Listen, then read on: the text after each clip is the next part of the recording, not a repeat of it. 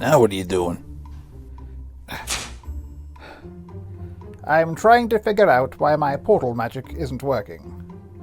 Thinking of going somewhere, are you? Not immediately, no, but I don't want to be stuck here forever. Do you know how many quests have been broken since I left the video game world? Good point. People freak out if a game is delayed. Can you imagine if NPCs just decided to get up and start walking away?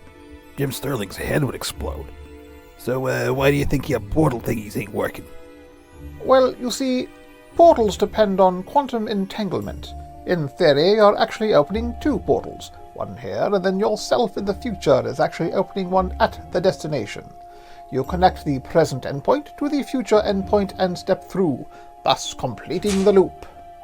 So wait a minute, you mean in order to open the portal somewhere, you have to already be there, but in the future? That's broadly correct. The magic creates a causality paradox that you solve by going through. Then isn't it obvious? Isn't what obvious? Maybe you never leave this dimension in the future. That would explain why you can't open a portal, right? Oh dear, I hadn't thought of that.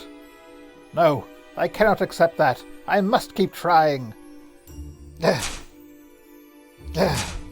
Well, before you rush off, maybe we could do today's question? Very well. Commence with today's supplicant to my sublime wisdom of all things nerdy. At least some of my magic still works. Yeah, you're a regular Gandalf. Alright, let's see. This comes from Ashley. Dear Oracle, did you ever use Fong or Gurad shading in the 90s? I don't know what any of that means. Well, look, it was a different time, you know? Everybody experimented a little. You'd go over to someone's house and they'd be there with their polygons all shaded, and it would be like no big deal, you know? I mean, it's not like what kids today have to deal with. They have ray tracing. I wouldn't touch that stuff with a 10-foot Bezier curve. Let's see, polygons, Gurad, Bezier. Okay, I think I got them all.